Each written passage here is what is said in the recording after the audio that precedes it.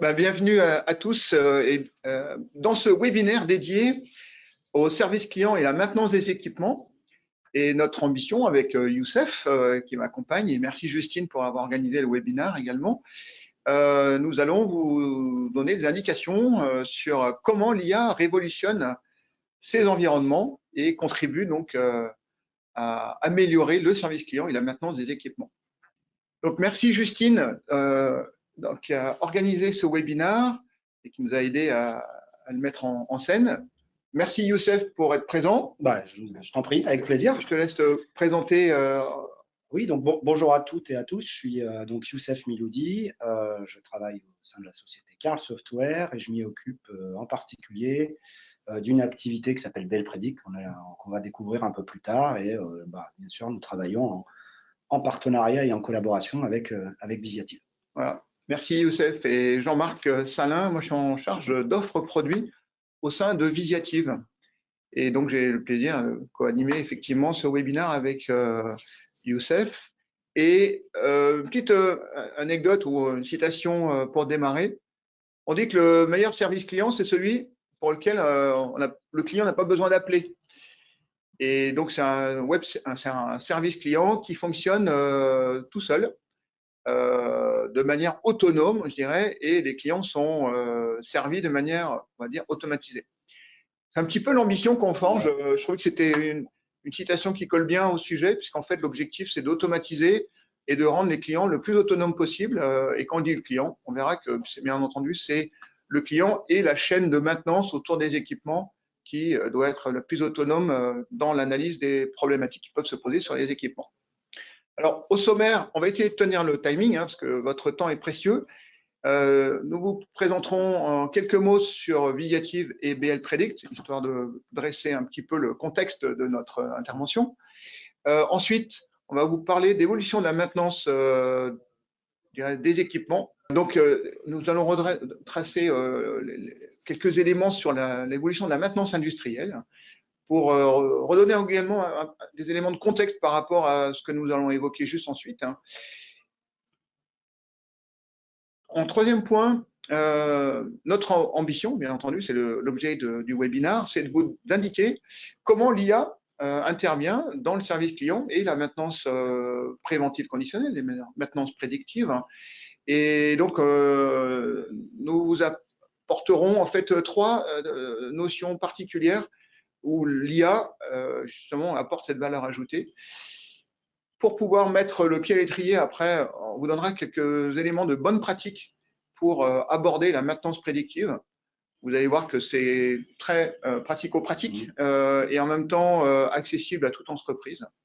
Et puis enfin, nous terminerons sur trois conseils pour réussir, pour les éléments clés à ne pas rater lorsqu'on réalise ce type de projet et qu'on aborde ce type de problématique. Alors, quelques mots pour commencer sur Visiative. Vous connaissez Visiative. Notre ambition, c'est de faciliter la transformation des entreprises et de vous aider à anticiper les enjeux. Ici, on va parler d'enjeux de service client, de maintenance préventive et prédictive.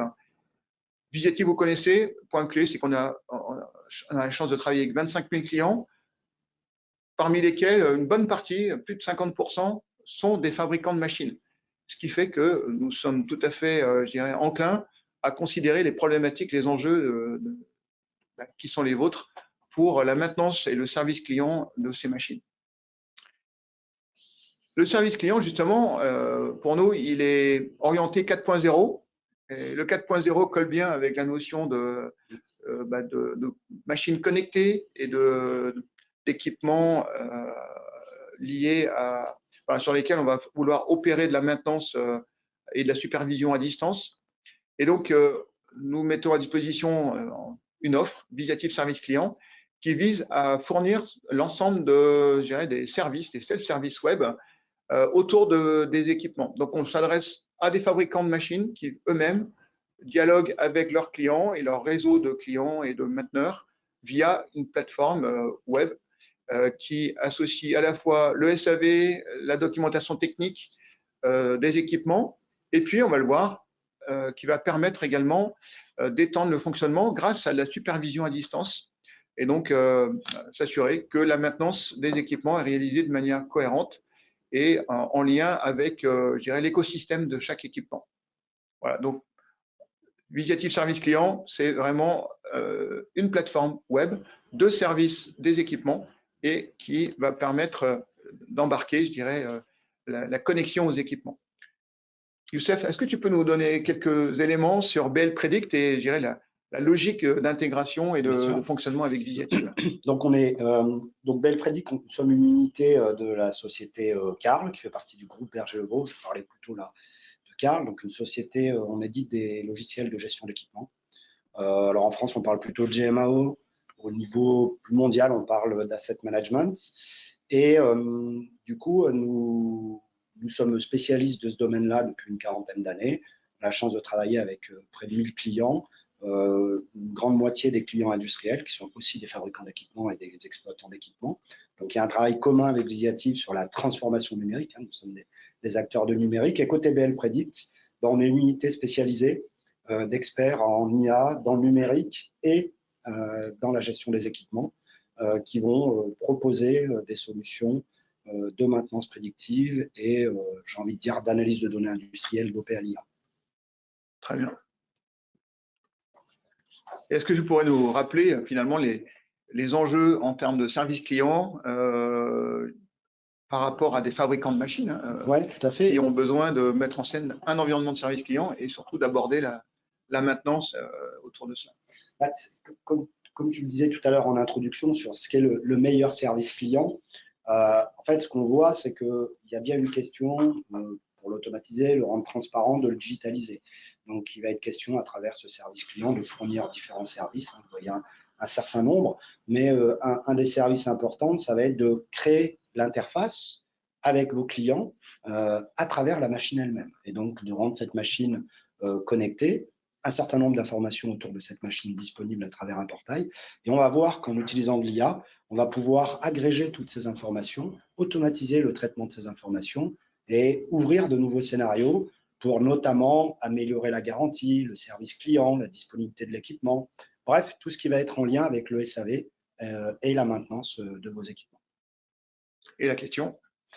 Eh bien, la question, c'est quel rôle va jouer l'IA là-dedans? Alors, on va voir qu'il va y avoir plusieurs dimensions autour de l'IA. Je ne vais pas toutes les dévoiler tout de suite, on les verra un peu tout à l'heure, mais notamment autour de la maintenance. Très bien, merci Youssef. Alors, je vais dresser quelques éléments sur la maintenance des équipements, des choses que j'imagine vous maîtrisez déjà. L'objectif, c'est de partager ce contexte et puis d'aller vite dans le sujet ensuite. D'abord, le point important, c'est qu'effectivement, les pertes de production peuvent être valorisables de manière assez haute. On considère que c'est entre 1 à 10% du coût de production. Des fois, ça peut être plus élevé en fonction des types de production qui sont réalisés avec des équipements. Et pour autant, les coûts relatifs ne sont pas forcément aussi élevés qu'on peut le considérer. Et le point important à travers cela, c'est de valoriser les indicateurs, bien entendu, qui justifient de s'assurer que les équipements ne tombent pas en panne.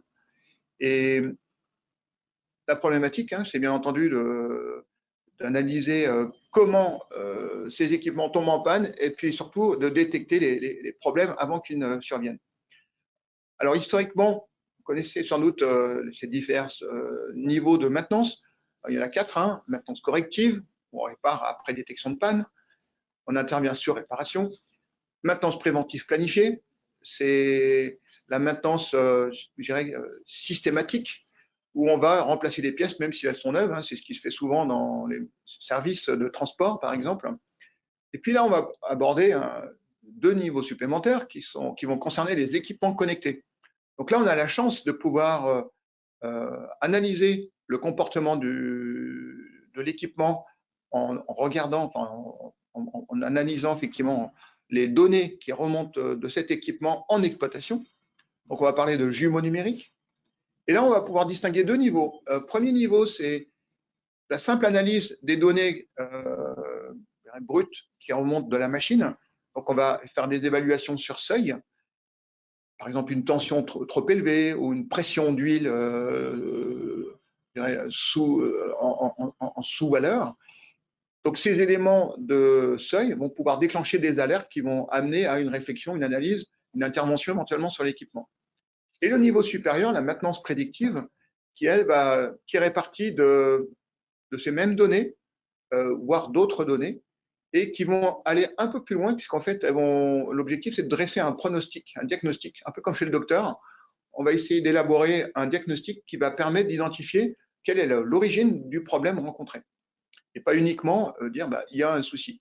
Donc, on va essayer d'apporter un premier élément d'analyse, et cette analyse va effectivement prendre en compte le comportement complet de la machine, sa finalité, et bien entendu, il faut là, je dirais, travailler de manière, sans doute, par itération, pour pouvoir enrichir ce modèle de manière progressive. Donc, vous voyez qu'en fait, ces 4 niveaux ont vraiment évolué avec la technologie. Les 2 derniers niveaux, maintenance préventive conditionnelle et prédictive, sont construits sur une véritable supervision des équipements et qui vont nous permettre en fait d'identifier effectivement quand l'équipement présente des signes de faiblesse qui nécessitent une analyse, une intervention éventuellement sur l'équipement. Alors, on verra tout à l'heure également que ce sujet réapparaîtra. C'est un nouveau mode de business qui s'appelle l'Equipment as a Service. Alors, nous-mêmes, en tant qu'éditeur de logiciels, Carl et Visiative, on est concernés par le SaaS, c'est le Software as a Service. Donc, c'est l'abonnement du logiciel accessible en mode plateforme. Ici, le principe est le même, mais c'est pour l'équipement. Donc, l'équipement ne va plus être vendu comme on le voit en bas à gauche de l'écran, mais il va être proposé en mode souscription valorisée par rapport éventuellement à la production réelle produite par l'équipement. Donc, pour que la production soit facturable, il faut que l'équipement fonctionne. Et pour cela, il faut s'assurer d'avoir à disposition les pièces détachées, éventuellement un contrat de service d'entretien de la maintenance de cet équipement, avec, pourquoi pas, une plateforme digitale qui permette d'instrumenter tous ces services et ces informations afin de les mettre à disposition non seulement du client, mais aussi des mainteneurs associés à cet équipement. Parce que l'objectif, c'est que l'équipement soit tout le temps opérationnel. En tout cas, avec un taux d'efficacité au niveau qu'on attend. Voilà, donc l'Equipment as a Service s'appuie nativement, je dirais, sur une plateforme. Et si donc on veut engager l'entreprise dans ce nouveau type de modèle, il faut se poser la question de quel type d'application, quel type de plateforme mettre en place pour pouvoir assurer le service. Alors Youssef, est-ce que tu peux nous dire quelques mots sur notre sujet phare aujourd'hui? Oui, puisque c'est l'IA pour le service client et la maintenance des équipements. Oui, donc on va voir, vous avez compris quand même que on allait viser une forme d'analyse automatisée, de compréhension du comportement de l'équipement dans son contexte d'usage. Et donc pour ça, il faut traiter des données. Évidemment, on va parler d'IA, mais avant de parler d'IA, un peu un grand mouvement autour de l'IA actuellement, je vais juste rappeler quelques définitions et puis on va évoquer un peu ce que sont les IA et pas l'IA au sens large. On peut déjà regarder un peu les définitions de l'intelligence. On a mis des définitions qui viennent de 2 types de dictionnaires, plutôt l'Oxford et le Larousse. Ce qu'il y a de commun, ce qui est intéressant, c'est que dans toute définition de l'intelligence, au sens intelligence humaine, on met en évidence en fait une capacité liée à des connaissances et une capacité d'adaptation. Donc il y a évidemment aussi le côté compréhension, réflexion, mais la réalité, c'est que c'est souvent lié à de l'information et à une capacité de s'adapter à un contexte particulier. Et donc, quand on va s'intéresser à l'intelligence artificielle, il y a un peu une contradiction, c'est-à-dire qu'on voit que dans cette notion-là, l'intelligence est quand même quelque chose qui est fortement lié au raisonnement, qui est très différent d'une notion d'intelligence artificielle. Donc, le terme a été choisi il y a plus de 60 ans dans un contexte un peu particulier, et on va voir qu'en fait, on va plutôt parler des intelligences, et je vais même parler plutôt des capacités d'agents numériques à traiter des données de façon automatique sur des tâches bien précises et pas des tâches générales de type conceptuel ou rationnel. Alors, les intelligences, si j'y reviens pour les intelligences artificielles, et notamment dans le monde du numérique, et on va voir que un peu la pétale, je dirais, de l'IA est assez large. Il n'est pas question que de ChatGPT, de traitement naturel du langage. En fait, beaucoup plus largement, sur des sujets plus anciens, il y a différents domaines qui relèvent de l'IA. Alors, il y a notamment, dans ceux qui vont nous intéresser, nous, aujourd'hui, pour traiter de la donnée sur des machines dans le cadre d'un service client, eh bien, on va pouvoir voir 3 grands domaines de l'IA qui correspondent à 3 usages qui seraient très pertinents et très profitables, qui auraient de la valeur dans le cadre d'un service client 4.0.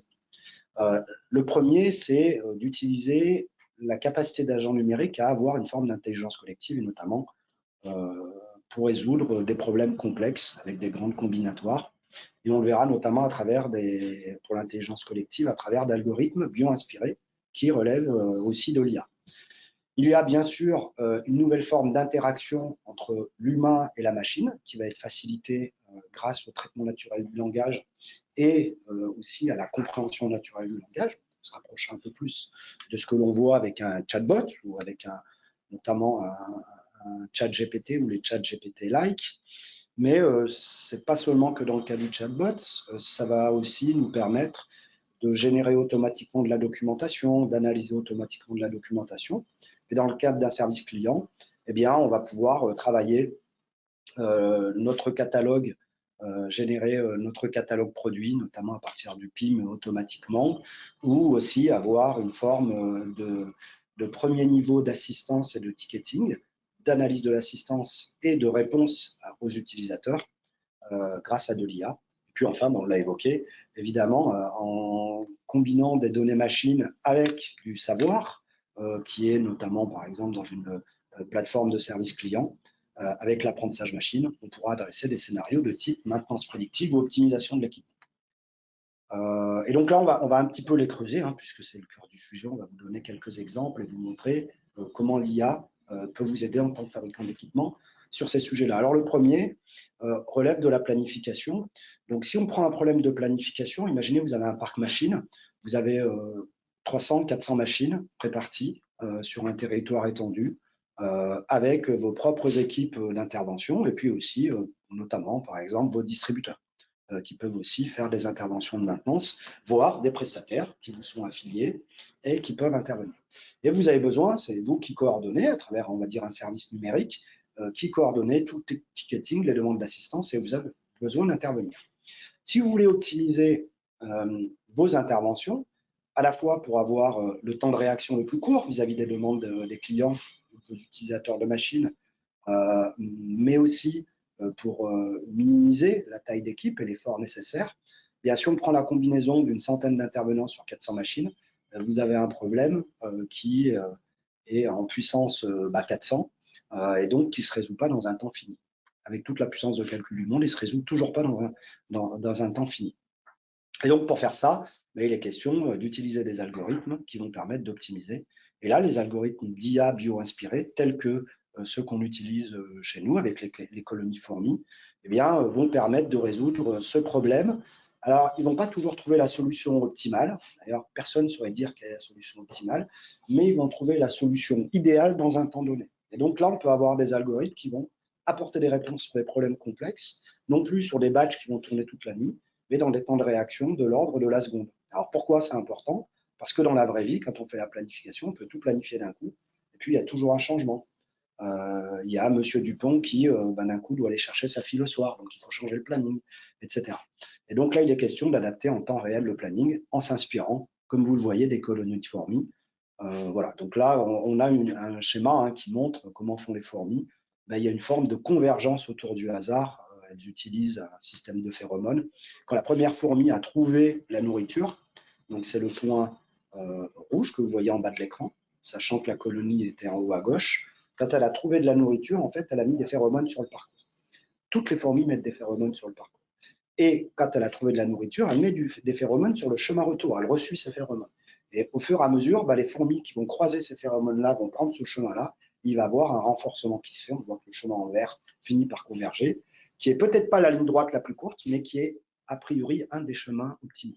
Voilà. Un chemin efficace pour la fourmi. Exactement. Et donc, on a un petit peu ce type d'approche en termes de planification, à la fois de ressources, mais aussi pour gérer, je ne l'ai pas dit, mais on utilise pour planifier les intervenants, mais aussi l'utilisation des outillages qui peuvent être partagés et des pièces détachées.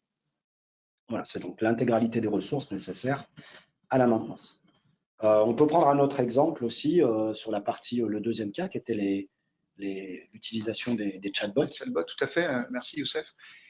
Alors, et particulièrement, on va échanger sur le chatbot, vous connaissez, hein. Maintenant on ne présente plus ChatGPT notamment, puisque c'est lui qui a, je dirais, révolutionné la technologie. Et on voit intelligence artificielle, comme tu l'as évoqué, effectivement, à travers le chatbot, mais pas que, parce qu'en fait, le chatbot utilise aussi une intelligence conversationnelle pour pouvoir traiter en langage naturel les demandes du client. Et notamment en service client, ce qui est utile, c'est de permettre au client, à l'utilisateur en fait de la plateforme, d'aller à l'essentiel. Notamment, ici, on voit sur un écran pouvoir réaliser une demande de garantie guidée par le chatbot, mais pas que, également trouver de la documentation. Donc, c'est à la fois guider l'utilisateur vers les services utiles prioritairement attendus, ou également demander par langage naturel, c'est-à-dire je souhaite déposer une demande de garantie. Ou là, trouver la documentation technique associée à tel type d'équipement. Et donc, le chatbot va guider l'utilisateur vers l'information en fonction de critères métiers. Et c'est ça qui est un point clé, c'est-à-dire qu'on n'est pas dans la théorie des grands noms ou la théorie juste pour l'exercice. Ici, on est dans le métier, dans l'usage. Et donc, ce qui prime, c'est de fournir à l'utilisateur des informations qui vont correspondre à ce qu'il attend, ce qu'il recherche. Donc, le chatbot trouve son usage dans cette interaction, comme tu disais, entre l'utilisateur et la machine, et l'amener à l'information utile pour aller vite dans son travail. Oui, ce qui est intéressant, c'est que ça permet de faire vraiment l'interface de niveau 1 entre l'utilisateur et votre service client, sans qu'il y ait besoin de démultiplier les ressources pour répondre à peut-être des demandes récurrentes, simples et de premier niveau, qui sont accessibles via des outils digitaux tels que la documentation ou remplir un formulaire de demande de garantie. Tout à fait. Alors le troisième cas là, qui va nous intéresser, c'est évidemment comment faire en sorte que l'équipement que je distribue, j'augmente son efficacité, sa disponibilité, pardon, mais aussi, si jamais je l'adosse à un contrat de maintenance, à des garanties, que je maîtrise mes marges en tant que fabricant et donc là, opérateur de service, en maîtrisant mon coût de maintenance. Et donc là, ce qu'on va chercher, c'est garantir la disponibilité maximum de l'équipement tout en maîtrisant le coût. Parce qu'il y a plein de façons de garantir la disponibilité de l'équipement. On l'a dit tout à l'heure, vous avez le préventif avec notamment le surpréventif, en intervenant très régulièrement sur l'équipement, mais vous avez un coût, et donc un coût de contrat peut-être par rapport à vos concurrents qui serait plus élevé. Mais vous avez aussi le fait, quand la machine est critique, de la redonder, de mettre beaucoup de systèmes de redondance, et idem, c'est des coûts. Et là, on va chercher à optimiser. Alors, pour ce faire, on va traiter des données, on va capter de l'information sur l'équipement, des données endogènes qui proviennent notamment de capteurs s'il est instrumenté, et puis on va, à partir de ça, fabriquer des informations. Et donc, ce qu'on va pouvoir faire, c'est partager des tableaux de bord d'exploitation et d'état de santé de l'équipement. Vous allez objectiver vis-à-vis de vos utilisateurs l'état de santé réel de l'équipement. Et puis, on va détecter très tôt des anomalies, les anticiper et du coup, optimiser la performance d'exploitation de l'équipement, ce qui vous permet après d'évoluer vers des modèles de vente naturellement où là, vous pouvez le vendre à l'usage en maîtrisant votre coût de vente et vos revenus. Alors, si on l'illustre un peu en particulier, vous voyez, si on est dans le portail client, on peut avoir des demandes d'assistance qui vont être générées par l'équipement lui-même. L'équipement va avoir un défaut, donc soit vraiment sur un seuil, soit lié à un mauvais usage, soit va anticiper une panne. Et donc, on peut avoir différents cas. Un seuil de vibration, c'est ce qu'on voit là, hein, des données à partir des données d'équipement au premier niveau, et puis petit à petit, on va fabriquer de l'information qui sont les données d'exploitation et on va venir les corréler pour aller un peu plus loin et faire de l'autodiagnostic. Donc, on peut déclencher de façon très simple sur des seuils, le moteur surchauffe, voilà, par exemple, ou surchauffe depuis trop longtemps, jusqu'à fabriquer des informations et les agréger pour anticiper les pannes et anticiper, par exemple, l'entretien des 10 000 heures ou retarder cet entretien parce qu'après tout, l'équipement va bien. Et lorsqu'il y a une alerte, évidemment, vos équipes techniques ou celles de vos distributeurs ou prestataires peuvent aller regarder en détail, voir votre client lui-même et analyser les données, naviguer dans la donnée qui lui a été partagée depuis l'alerte et se rendre compte du problème au moment où il est survenu et pourquoi pas renforcer ou infirmer le diagnostic qui a été fait par l'IA en termes de maintenance prédictive. Voilà, et donc en finalité, vous avez compris, l'idée c'est d'optimiser le préventif, de réduire le surpréventif, et puis de maîtriser vos marges en améliorant le coût de possession global de l'équipement, à la fois pour vous et à la fois pour votre client. Donc, au final, on dispose d'une forme de jumeau numérique, on peut l'appeler comme tel. Exactement. Une copie, enfin une représentation de l'équipement et de son fonctionnement, sachant qu'effectivement, les tableaux de bord peuvent être personnalisés en fonction de qui voit l'information et qui doit zoomer dans les détails du fonctionnement de la machine. Alors, l'objectif, c'est également, lors de ce webinaire, de vous donner quelques idées sur comment ce dispositif se met en place. Et soyons dans le concret, quelles sont les bonnes pratiques? Alors, on en distingue, pour l'exercice, on a représenté ces éléments en 6 étapes qu'on va parcourir rapidement ensemble pour, d'un côté, détecter les alertes, ce qu'on voyait juste précédemment, détecter les alertes et ensuite aller analyser les causes de ces alertes, et ensuite traiter les alertes pour améliorer le service client. Alors, les premières étapes, ça va être de capter l'information. Il y a plusieurs façons de la capter. D'abord, il y a souvent déjà de l'information disponible. Donc, il faut juste la connecter, la faire communiquer. Donc, la première étape, c'est partir de l'information disponible, y compris de l'information qui peut être disponible au niveau automation, si vous avez des automatismes dans vos équipements. On peut aussi partir d'informations environnementales qui sont environnantes. Ce qui est vrai, c'est que il faut garantir la qualité de cette information, de ces données et sa continuité. Donc, il est important d'avoir un dispositif qui va vous permettre de gérer la connectivité et votre flotte d'équipements et leur connectivité.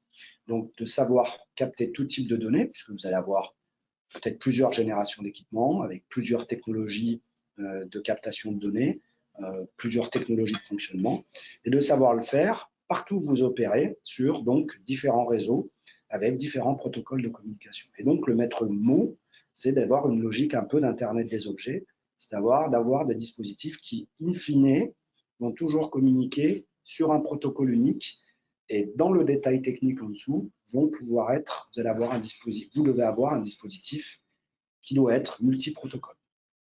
Avec l'idée de, dans le multi-protocole, si jamais par exemple on perd le Wi-Fi, on bascule en 4G, si on perd la 4G, on utilise un autre protocole et ainsi de suite. Donc, une véritable plateforme de connectivité. Exactement. En fait. Vraiment aller chercher la plateforme de connectivité multi-protocole et, comment j'ai envie de dire, assez agnostique à toute technologie particulière de communication. Et qui prennent en compte éventuellement des déconnexions. Exactement. Pour pouvoir consolider l'information. Exactement. Donc ça, c'est la première partie. Une fois qu'on a capté ces données, en lien avec aussi d'autres informations qui peuvent être dans un portail client ou un outil de gestion de la relation client, bien, on va venir, cette fois-ci, les stocker, évidemment, et puis là, les analyser, les transformer. Donc là, il va y avoir de l'IA qui va faire de l'analyse automatisée, on verra juste derrière, mais on va commencer il faut avoir une plateforme où il est simple, en low-code, ou voilà, sans être expert, être en capacité de faire des analyses de premier niveau, d'agréger des données et de traiter des flux de traitement de vos données, pour pouvoir personnaliser vos flux en fonction de vos usages. Ça, c'est la deuxième étape qui devient importante, et donc notamment mettre les alertes de premier niveau, telles qu'une chauffe moteur. Et puis enfin, et là, il faut que le système ait la capacité par lui-même de trouver des corrélations dans les données, d'avoir des systèmes d'analyse automatisés de type, on va dire, IA, mais qui font de l'analyse statistique, qui font de la détection d'anomalies et qui vont vous lever des alertes de corrélation qu'il est difficile à détecter seul sans qu'on ait le contexte d'exploitation, mais aussi d'implémenter des modèles d'IA qui correspondent à des besoins très particuliers en fonction des usages, et notamment des modèles d'IA liés à la maintenance prédictive et à l'anticipation de certains types de pannes ou de certains types d'arrêts qu'on voudrait éviter. Donc, une fois que les alertes sont créées, c'est également pouvoir… C'est quoi le call to action? Qu'est-ce qu'on fait avec les alertes derrière? Alors, le vrai sujet, c'est pour ça que l'IA seule, pas très utile. Il faut que l'IA, elle prenne en compte, je le redis, pas que des données, mais des informations. C'est-à-dire qu'on doit être en capacité de pousser cette information pour une organisation donnée, en fonction de sa capacité à réagir, en fonction de comment est organisé son équipement. Et donc, comme vous le voyez là, vous avez un exemple dans le tableau de bord, on va essayer de… vous avez un tableau de bord où on voit des alertes qui sont générées, et notamment des propositions de prochaine maintenance avec des nombres de jours ouvrés, etc., qui dépendent réellement de l'organisation qu'il y a derrière, qui dépendent certes de la machine, mais aussi de l'organisation de maintenance et de l'organisation du client final. Et donc, ça s'appuie sur de l'autodiagnostic fait par l'IA, de la donnée collectée sur la machine avec des tendances de dérive, et de l'information liée à l'historique de demande d'assistance, l'historique d'intervention avec les délais moyens d'intervention, etc.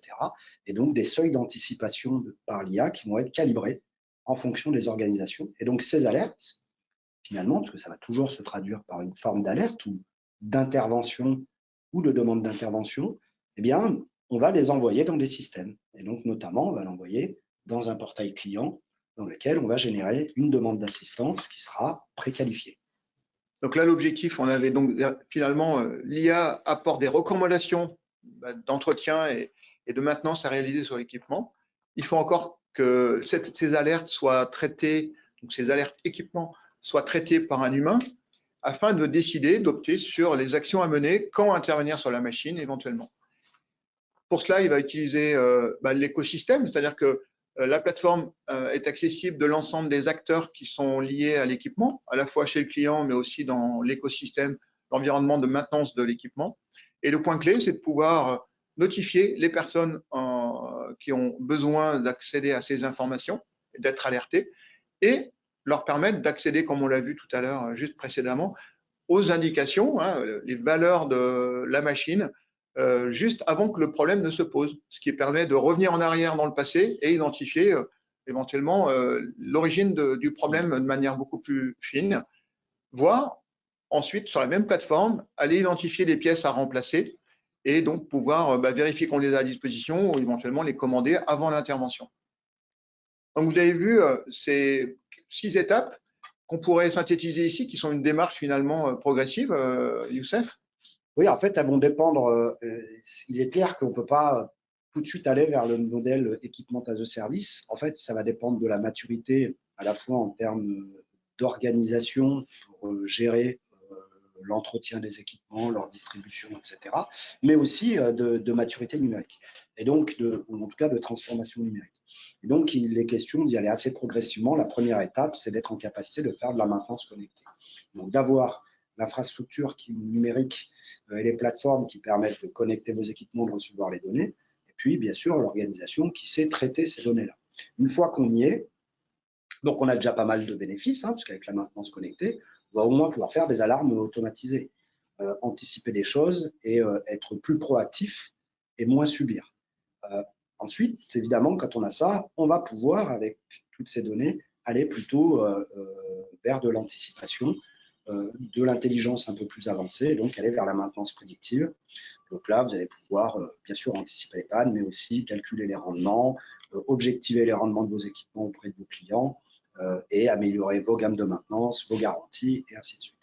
Et là, quand vous êtes dans ce niveau de maîtrise de votre parc, dans tous ces contextes d'usage, à ce moment-là, peut se poser la question de très bien, maintenant, est-ce que je n'arriverai pas à faire un début de pivot de mon modèle d'affaires et d'être un fabricant d'équipement, mais aussi un opérateur de service, voire, certes, l'équipement devient une commodité chez moi et ce que je vends, c'est l'usage de mon équipement.